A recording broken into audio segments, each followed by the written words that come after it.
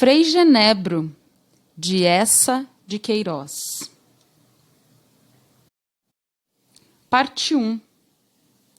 Nesse tempo, ainda vivia na sua solidão das montanhas da Úmbria o divino Francisco de Assis. E já por toda a Itália se louvava a santidade de Frei Genebro, seu amigo e seu discípulo.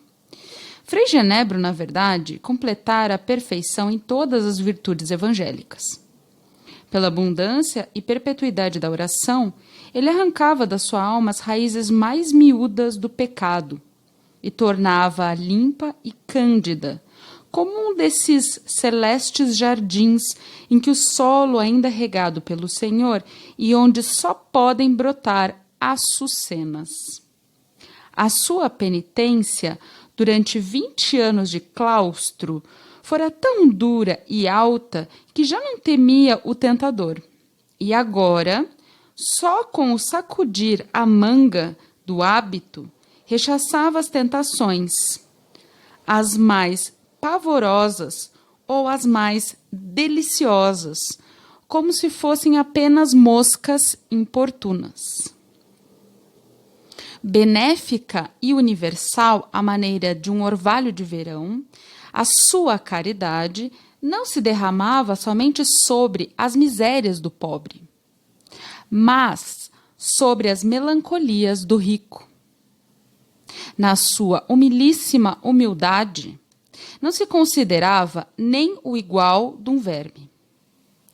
Os bravios barões, cujas negras torres esmagavam a Itália, acolhiam reverentemente e curvavam a cabeça a este franciscano, descalço e mal remendado, que lhes ensinava a mansidão. Em Roma, em São João de Latrão, o Papa Honório beijara as feridas de cadeias que lhe tinham ficado nos pulsos. Do ano que, na Mourama, por amor dos escravos, padecera a escravidão. E como nessas idades os anjos ainda viajavam na terra, com as asas escondidas, arrimados a um bordão, muitas vezes trilhando uma velha estrada pagã ou atravessando uma selva, ele encontrava um moço de inefável formosura, que lhe sorria e murmurava: "Bons dias, irmão Genebro."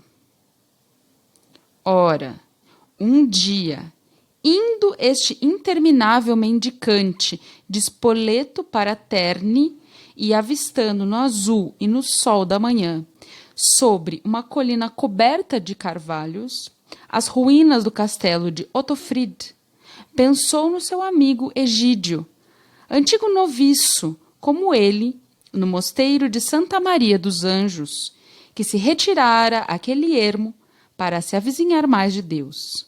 E ali habitava uma cabana de colmo, junto das muralhas derrocadas, cantando e regando as alfaces do seu horto, porque a sua virtude era amena.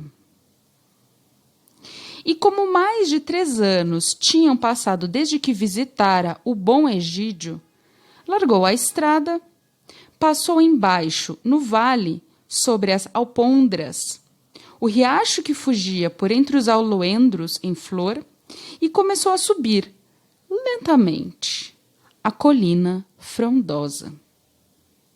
Depois da poeira e ardor do caminho de Spoleto, era doce a larga sombra dos castanheiros e a relva que lhe refrescava os pés doridos.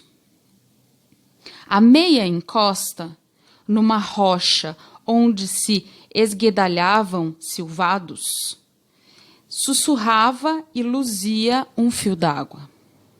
Estendido ao lado, nas ervas úmidas, dormia, ressonando consoladamente um homem, que de certo ali guardava porcos, porque vestia um grosso surrão de couro e trazia, pendurada da cinta, uma bozina de porqueiro. O bom frade bebeu de leve, afugentou os moscardos que zumbiam sobre a rude face adormecida e continuou a trepar a colina, com o seu alforge, o seu cajado, agradecendo ao Senhor aquela água, aquela sombra, aquela frescura, tantos bens inesperados. Em breve, avistou com efeito o rebanho de porcos, espalhados sobre as frondes, roncando e fossando as raízes, uns magros e agudos, de cerdas duras, outros redondos, com o focinho curto afogado em gordura, e os bacorinhos, correndo em torno às tetas das mães, luzidios e cor de rosa.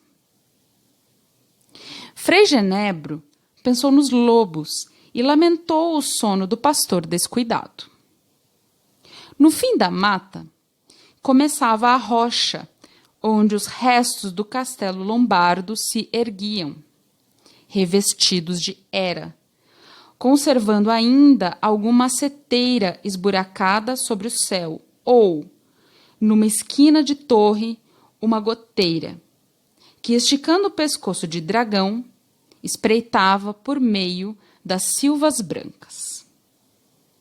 A cabana do ermitão, telhada de colmo, que lascas de pedra seguravam, apenas se percebia entre aqueles escuros granitos.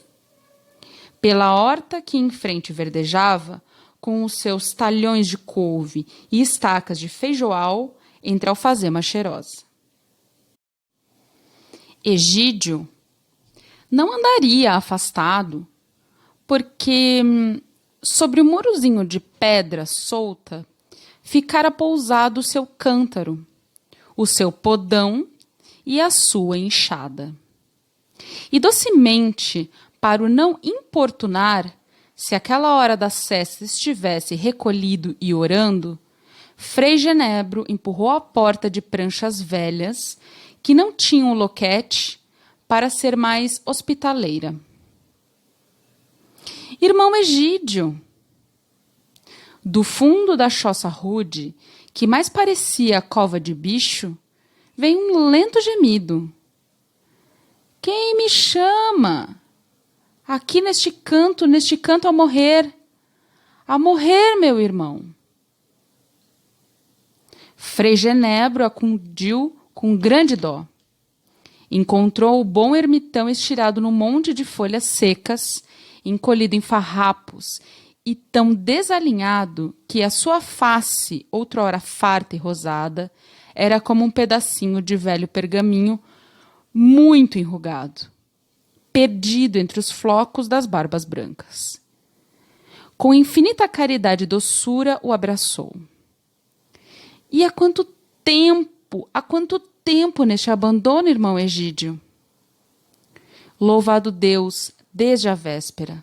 Só na véspera, à tarde, depois de olhar uma derradeira vez para o sol e para a sua horta, se vier estender naquele canto para acabar. Mas havia meses que com ele entrara um cansaço, que nem podia segurar a bilha cheia quando voltava da fonte.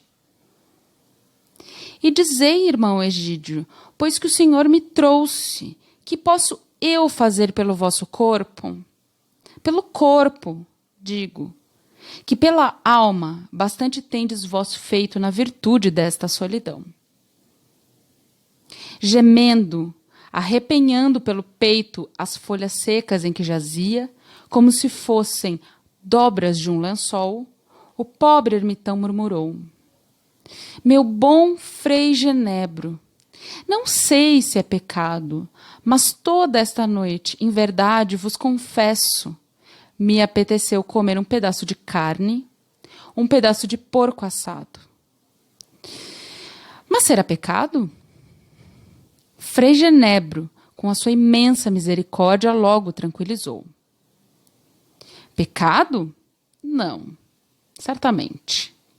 Aquele que por tortura recusa ao seu corpo um contentamento honesto, desagrada ao Senhor. Não ordenava ele aos seus discípulos que comessem as boas coisas da terra? O corpo é servo e está na vontade divina que as suas forças sejam sustentadas para que preste ao espírito, seu amo, bom e leal serviço. Quando o Frei Silvestre, já tão doentinho, sentir aquele longo desejo de uvas moscatéis, o bom Francisco de Assis logo o conduziu à vinha e, por suas mãos, lhe apanhou os melhores cachos, depois de os abençoar para serem mais sumarentos e mais doces. É um pedaço de porco assado que apeteceis? Exclamava risonhamente o bom Frei Genebro, acariciando as mãos transparentes do ermitão. Pois sossegai, querido amigo, que bem sei como vos vou contentar. E imediatamente, com os olhos a reluzir de caridade e de amor, agarrou o afiado podão que pousava sobre o muro da horta. Arregaçando as mangas do hábito, e mais ligeiro que um gamo, porque era aquele um serviço do Senhor, correu pela colina até os densos castanheiros, onde encontrara o rebanho de porcos. E aí, andando sorrateiramente, de tronco para tronco, surpreendeu um bacurinho desgarrado que fossava a bolota. Desabou sobre ele e, quando lhe sufocava o focinho e os gritos, decepou, com 2 golpes certeiros do podão, a perna por onde o agarrara. Depois, com as mãos salpicadas de sangue, a perna do porco bem alta a pingar de sangue, deixou a res a arquejar numa poça de sangue. O piedoso homem galgou a colina, correu à cabana, gritou para dentro alegremente. Irmão Egídio, a peça de carne já o senhor a deu. E eu, em Santa Maria dos Anjos, era bom cozinheiro. Na horta do ermitão, arrancou uma estaca do feijoal, que com o podão sangrento aguçou em espeto. Entre 2 pedras acendeu uma fogueira. Com zeloso carinho, assou a perna do porco. Tanta era a sua caridade que, para dar a Egídio todos os antegostos daquele banquete, raro em terra de mortificação, anunciava com vozes festivas e de boa promessa. Já vai aloirando o porquinho, irmão, Egídio. A pele já tosta, meu santo. Entrou, enfim, na choça, triunfalmente com assado que fumegava e recendia, cercado de frescas folhas de alface. Ternamente ajudou a sentar o velho, que tremia e se babava de gula. Arredou das pobres faces maceradas os cabelos que o suor da fraqueza empastara. E para que o bom Egídio se não vexasse com a sua voracidade e tão carnal apetite, ia afirmando, enquanto lhe partia as febras gordas, que também ele comeria regaladamente aquele excelente porco, se não tivesse almoçado à farta na locanda dos 3 Caminhos. Mas nem bocado agora me pedia entrar, meu irmão. Com uma galinha inteira me atochei, e depois uma fritada de ovos e de vinho branco, um quartilho. E o santo homem mentia santamente, porque desde madrugada não provara mais que o magro caldo de ervas, recebido por esmola à cancela de uma granja. Farto, consolado, Egídio deu um suspiro. Recaiu no seu leito de folhas secas. Que bem lhe fizera! Que bem lhe fizera! O Senhor, na sua justiça, pagasse o seu irmão Genebro aquele pedaço de porco. Até sentia a alma mais rija para a temerosa jornada. E o ermitão, com as mãos postas, Genebro ajoelhado, ambos louvaram ardentemente o Senhor, que a toda a necessidade solitária manda de longe o socorro. Então, tendo coberto Egídio com um pedaço de manta e posto, a seu lado, a bilha cheia de água fresca, e tapado contra as aragens da tarde a fresta da cabana, Frei Genebro, debruçado sobre ele, murmurou: Meu bom irmão, vós não podeis ficar neste abandono. Eu vou levado por obra de Jesus, que não admite tardança. Mas passarei no convento de Sambricena e darei recado para que um noviço venha e cuide de vós com amor no vosso transe. Deus vos vele, entretanto, meu irmão. Deus vos sossegue e vos ampare com a sua mão direita. Mas Egídio cerrara os olhos, nem se moveu. Ou porque adormecera, ou porque o seu espírito, tendo pago aquele derradeiro salário ao corpo, como a um bom servidor, para sempre partira, fim da sua obra na terra. Frei Genebro abençoou o velho, tomou seu bordão, desceu a colina dos grandes carvalhos. Sobre a fronde, para os lados onde andava o rebanho, a buzina do porqueiro ressoava agora num toque de alarma e de furor. De certo acordara, descobrir o seu porco mutilado. Estugando o passo, Frei Genebro pensava quanto era magnânimo o Senhor em permitir que o homem, feito à sua imagem augusta, recebesse tão fácil consolação de uma perna de cerdo assada entre duas pedras. Retomou a estrada, marchou para Terni, e prodigiosa foi, desde esse dia, a atividade da sua virtude. Através de toda a Itália, sem descanso, pregou o Evangelho eterno, adoçando a aspereza dos ricos, alargando a esperança dos pobres. O seu imenso amor ia ainda para além dos que sofrem, até aqueles que pecam, oferecendo um alívio a cada dor.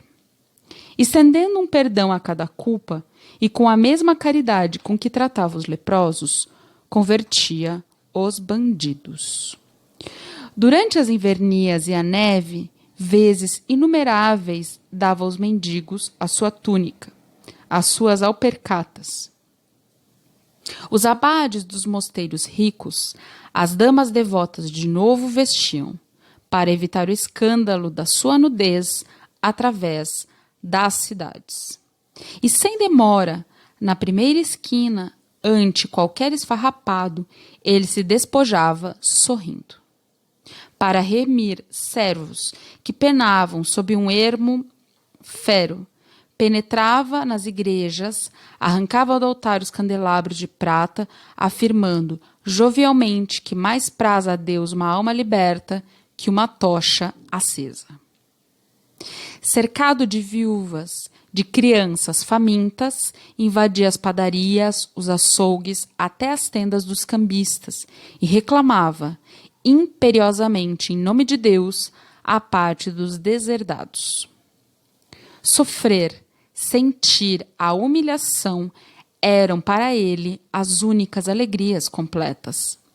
Nada o deliciava mais do que chegar de noite, molhado, esfaimado, tiritando a uma opulenta abadia feudal e ser repelido da portaria como um mau vagabundo. Só então, agachado nos lodos do caminho, mastigando um punhado de ervas cruas, ele se reconhecia verdadeiramente irmão de Jesus, que não tivera também, como tem sequer os bichos do mato, um covil para se abrigar. Quando um dia, em Perusa, as confrarias saíram ao seu encontro, com bandeiras festivas, ao repique dos sinos, ele correu para um monte de esterco, onde se rolou e se sujou, para que daqueles que o vinham engrandecer só recebesse compaixão e escárnio.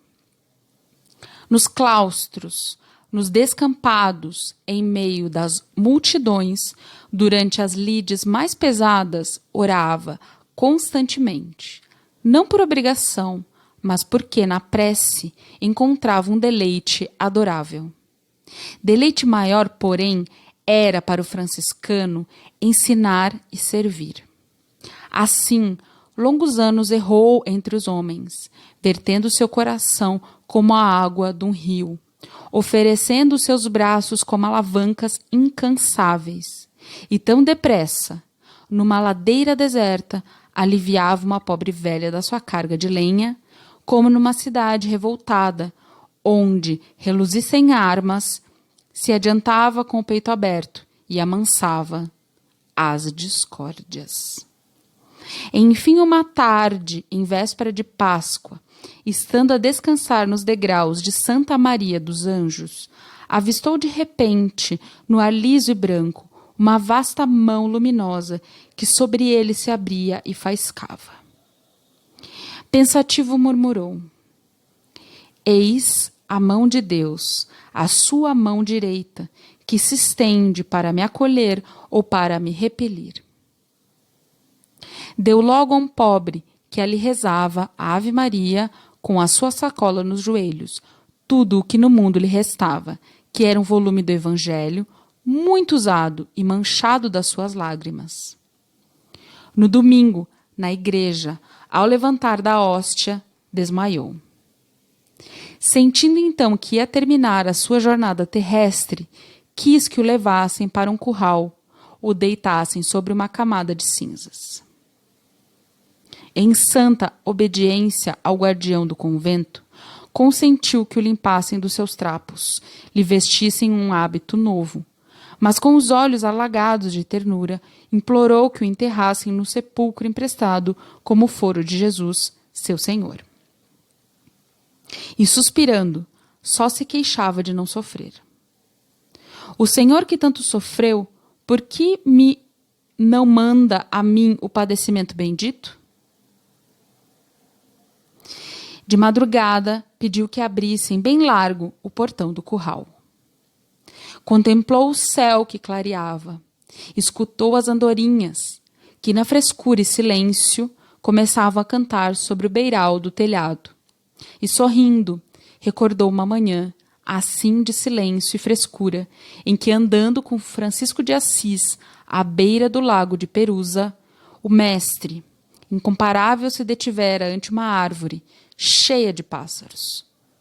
E fraternalmente lhes recomendara que louvassem sempre o Senhor. Meus irmãos passarinhos, cantai bem o vosso Criador, que vos deu essa árvore para que nela habiteis, e toda esta limpa água para nela beber, e essas penas bem quentes para vos agasalharem, a vós e aos vossos filhinhos. Depois, beijando humildemente a manga do monge que o amparava, Frei Genebro morreu. Parte 2. Logo que cerrou seus olhos carnais, um grande anjo penetrou diafanamente no curral e tomou nos braços a alma de Frei Genebro. Durante um momento, na fina luz da madrugada, deslizou por sobre o prado fronteiro, tão levemente que nem roçava as pontas orvalhadas da relva alta. Depois, abrindo as asas, radiantes e níveas, transpôs, num voo sereno, as nuvens, os astros, todo o céu que os homens conhecem. Alinhada nos seus braços, como na doçura de um berço, a alma de Genebro conservava a forma do corpo que sobre a terra ficara. O hábito franciscano ainda a cobria, com um resto de poeira e de cinza nas pregas rudes. E com um olhar novo, que agora tudo traspassava e tudo compreendia, ela contemplava, num deslumbramento, aquela região em que o anjo parara, para além dos universos transitórios e de todos os rumores siderais. Era um espaço sem limite, sem contorno e sem cor. Por cima começava uma claridade, subindo espalhada à maneira de uma aurora, cada vez mais branca e mais luzente, e mais radiante, até que resplandecia num fulgor tão sublime que nela um sol coruscante seria como uma nódoa pardacenta. E por baixo estendia-se uma sombra cada vez mais baça, mais fusca, mais cinzenta, até que formava como um espesso crepúsculo de profunda, insondável tristeza. Entre essa refulgência ascendente e a escuridão inferior, permanecera o anjo imóvel, esperando com as asas fechadas. E a alma de Genebro perfeitamente sentia que estava ali esperando também entre o purgatório e o paraíso. Então, subitamente, nas alturas, apareceram os dois imensos pratos de uma balança. Um que rebrilhava como diamante e era reservado às suas boas obras. Outro, negrejando mais que carvão, para receber o peso das suas obras más. Entre os braços do anjo, a alma de Genebro estremeceu. Mas o prato diamantino começou a descer lentamente. Ó contentamento e glória! Carregado com as suas boas obras, ele descia, calmo e majestoso, espargindo claridade. Tão pesado vinha que as suas grossas cordas se retesavam, rangiam, e entre elas, formando como uma montanha de neve, alvejavam magnificamente as suas virtudes evangélicas. Lá estavam as incontáveis esmolas que semeara no mundo, agora desabrochadas em alvas flores, cheias de aroma e de luz. A sua humildade era um cimo, aureolado por um clarão. Cada uma das suas penitências cintilava mais limpidamente que cristais puríssimos.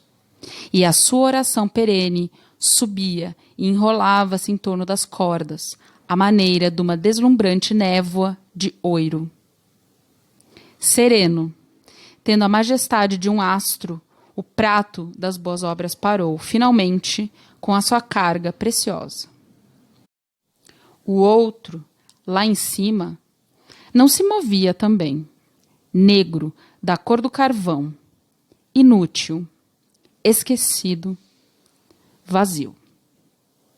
Já das profundidades, sonoros brados de serafins voavam, balançando palmas verdes.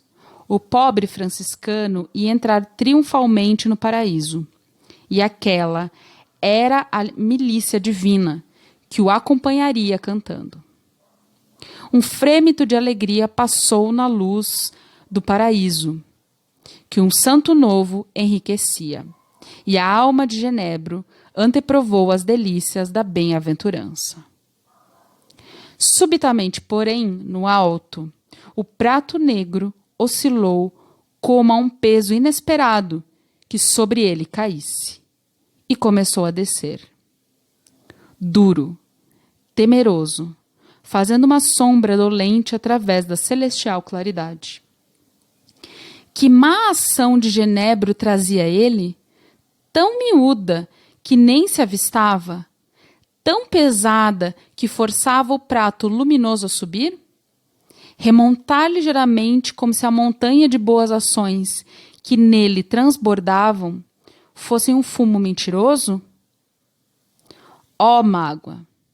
Ó desesperança! Os serafins recuavam com as asas trementes. Na alma de Frei Genebro correu um arrepio imenso de terror. O negro prato descia, firme, inexorável, com as cordas retesas. E na região que se cavava sob os pés do anjo, cinzenta, de inconsolável tristeza, uma massa de sombra, molemente e sem rumor, arfou, cresceu, rolou, como a onda de uma maré devoradora. O prato mais triste que a noite parara. parar em pavoroso equilíbrio com o prato que rebrilhava. E os serafins, Genebro, o anjo que o trouxera, descobriram no fundo daquele prato que inutilizava um santo. Um porco, um pobre porquinho com uma perna barbaramente cortada, arquejando a morrer numa poça de sangue. O animal mutilado pesava tanto na balança da justiça como a montanha luminosa de virtudes perfeitas. Então, das alturas, surgiu uma vasta mão, abrindo os dedos que faiscavam. Era a mão de Deus, a sua mão direita, que aparecera a Genebro na escada de Santa Maria dos Anjos, e que agora, supremamente se estendia para o acolher ou para o repelir. Toda a luz e toda a sombra, desde o paraíso fulgente ao purgatório crepuscular, se contraíram num recolhimento de inexprimível amor e terror. E na estática mudez, a vasta mão, através das alturas, lançou um gesto que repelia. Então o anjo, baixando a face compadecida, alargou os braços e deixou cair, na escuridão do purgatório, a alma de Frei Genebro.